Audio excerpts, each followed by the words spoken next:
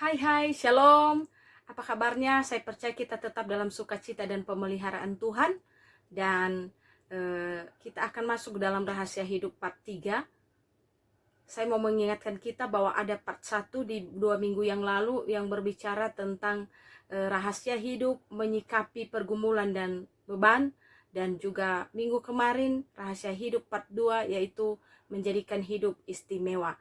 Nah, di part 3 ini kita akan membahas rahasia hidup untuk mencapai sukses di dalam Tuhan. Dan sebelumnya, mari kita berdoa.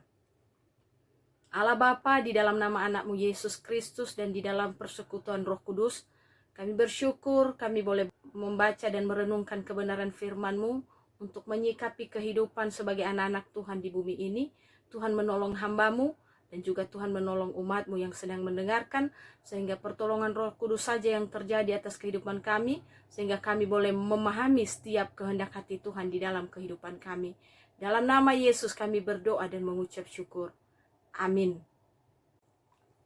Baik, ada 3 bagian ayat firman Tuhan yang menjadi dasar perenungan kita pada hari ini.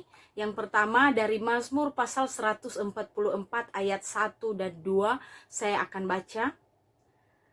Terpujilah Tuhan gunung batuku yang mengajar tanganku untuk bertempur dan jari-jariku untuk berperang, yang menjadi tempat perlindunganku dan kubu pertahananku, kota bentengku dan penyelamatku, perisaiku dan tempat aku berlindung, yang menundukkan bangsa-bangsa ke bawah kuasaku. Lalu yang kedua dari Amsal pasal 13 ayat 4. Amsal pasal 13 ayat 4, begini firman Tuhan. Hati si pemalas penuh keinginan tetapi sia-sia, sedangkan hati orang rajin diberi kelimpahan. Dan yang terakhir dari pasal 18 ayat 9, begini juga firman Tuhan. Orang yang bermalas-malasan dalam pekerjaannya sudah menjadi saudara dari si perusak. Demikian pembacaan firman Tuhan. Kesuksesan itu merupakan impian setiap orang yang ada di muka bumi ini. Dan biasanya sukses itu identik dengan sebuah pencapaian, keberhasilan untuk mengumpulkan harta, untuk mencapai posisi tertentu, jabatan, dan juga keberhasilan untuk meraih mimpi dan apa yang dicita-citakan. Keberhasilan juga bisa dilihat dari seorang tua yang bisa membawa anak-anaknya pada pencapaian kesuksesan untuk menjadi orang-orang yang berguna baik untuk Tuhan maupun untuk bangsa dan negara dan juga kepada orang tua. Maka kesuksesan itu berbeda-beda maknanya tergantung dari sudut mana orang melihatnya. Sukses anak-anak Tuhan tidak diukur dari berapa materi dan harta atau jabatan dan posisi yang sedang diduduki oleh seseorang. Tetapi bagaimana ia boleh menjaga hati, pikiran, dan sikap yang sehati dan sepikir dengan Tuhan, sehingga segala sesuatu yang dilakukannya itu sesuai dengan kehendak Tuhan dan menyenangkan hati Tuhan dan juga menjadi berkat bagi setiap orang. Itulah rahasia sesungguhnya kesuksesan orang percaya, kesuksesan anak-anak Tuhan. Oleh sebab itu, ada beberapa hal yang perlu dimiliki atau kita miliki sebagai orang percaya, sebagai anak-anak Tuhan untuk meraih kesuksesan ala anak-anak Tuhan. Yang pertama, kesediaan berproses. Daud adalah contoh di dalam Alkitab yang menjalani proses sampai ia menjadi seorang raja. Kalau kita membaca apa yang dikatakannya di dalam Mazmur pasal 71 ayat 7 demikian, bagi banyak orang, aku itu seperti tanda ajaib, karena engkaulah tempat perlindunganku yang kuat. Ini adalah sebuah pengakuan dari seorang Daud bahwa Tuhan mengizinkan dia dari kecil dilatih dari padang gurun menjadi penjaga kawanan domba gembalaan, menjadi seorang gembala yang bertarung dan bertaruh nyawa untuk kawanan domba gembalaannya. Ia bertarung dengan binatang buas dan ia juga melawan cuaca-cuaca ekstrim. Sehingga ketika ia melawan Goliat pun, ia mempunyai mental sebagai seorang pemenang dan bukan sebagai seorang yang kalah. Proses latihan yang panjang tersebut menjadikan seorang Daud sebagai seorang yang bermental baja, seorang pemberani yang tangguh, dan mempunyai mindset bahwa dia itu adalah seorang pemenang. Karena kalau dia kalah itu artinya dia mati. Makanya dia tidak pernah takut dan gentar ketika berhadapan dengan Goliat, walaupun hitung-hitungan di atas kertas dia sepertinya kalah menghadapi Goliat. Sehingga kita bisa melihat di sini bahwa tidak ada kata kalah dan tidak ada kata menyerah di dalam kamus seorang Daud. Kesediaan berproses ini, Bapak Ibu mengingatkan kita bahwa tidak ada yang instan di dunia ini. Kita harus melewati proses itu. Bahkan dalam dunia bisnis pun, saya sering mendengar bahwa bisa sampai 4, 5 kali, 10 kali kegagalan itu untuk sampai kepada yang namanya keberhasilan. Ketika kita mau melewati proses itu, kita akan menghargai proses itu. Termasuk kita sebagai anak-anak Tuhan, sebagai orang percaya, pasti kita akan menemui yang namanya kegagalan.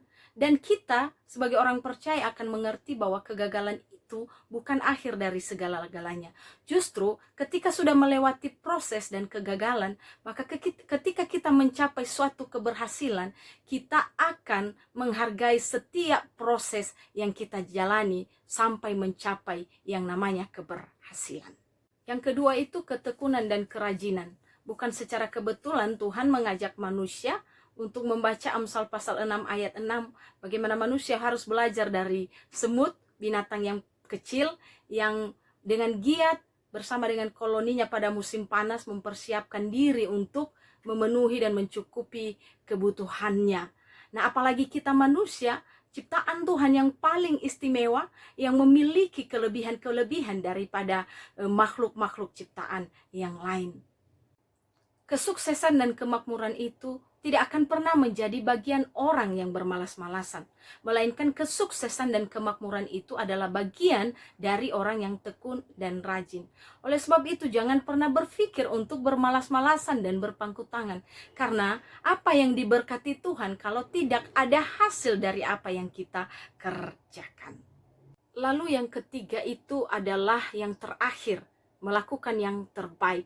Bukan secara kebetulan Paulus menulis di dalam Kolose pasal 3 ayat 23, apapun yang kamu perbuat, perbuatlah dengan segenap hatimu seperti untuk Tuhan dan bukan untuk manusia. Karena dalam kehidupan Israel, dalam keagamaan Yahudi, yang namanya profesi atau pekerjaan itu bukan hanya sekedar pemenuhan kebutuhan hidup, pemenuhan makan minum sehari-hari di dalam keluarga.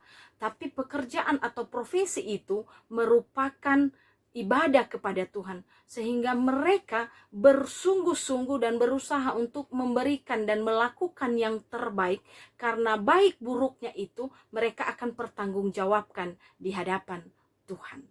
Tentunya ini juga mendorong kita sekaligus mengingatkan kita bagaimana kita bisa menghargai setiap pekerjaan dan profesi kita sebagai berkat Tuhan, yang juga kita harus pertanggungjawabkan pengerjaannya dan cara melakukannya yang terbaik seperti untuk Tuhan dan bukan untuk manusia. Bagaimana dengan kita sebagai orang-orang percaya di zaman ini?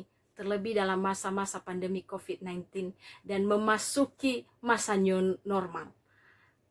Pencapaian seperti apakah yang ingin kita raih? Dan kesuksesan seperti apakah yang kita inginkan? Karena ada banyak orang yang bekerja tetapi belum tentu berkualitas dan yang terbaik. Oleh sebab itu, milikilah kesediaan untuk berproses, tekunlah dan rajin untuk mampu melakukan yang terbaik. Sehingga kita menjadi orang-orang yang mampu meraih kesuksesan yang gilang gemilang bersama dengan Tuhan Yesus, Sang Sumber Berkat. Tuhan Yesus memberkati. Mari kita berdoa. Kami bersyukur Tuhan untuk hari ini Engkau mengingatkan kami rahasia hidup mencapai kesuksesan ala anak-anak Tuhan. Dan kami tahu Tuhan, baik kesediaan berproses maupun ketekunan dan kerajinan, bahkan untuk melakukan yang terbaik. Ada banyak halangan dan ada banyak tantangan untuk itu Tuhan. Tapi kami memohon pertolongan Roh Kudus-Mu Tuhan, yang memampukan kami untuk memiliki semua hal itu Tuhan. Sehingga nama Tuhan saja yang dipuji dimuliakan atas kami. Dan setiap orang diberkati. Dalam nama Yesus kami berdoa dan mengucap syukur. Amin.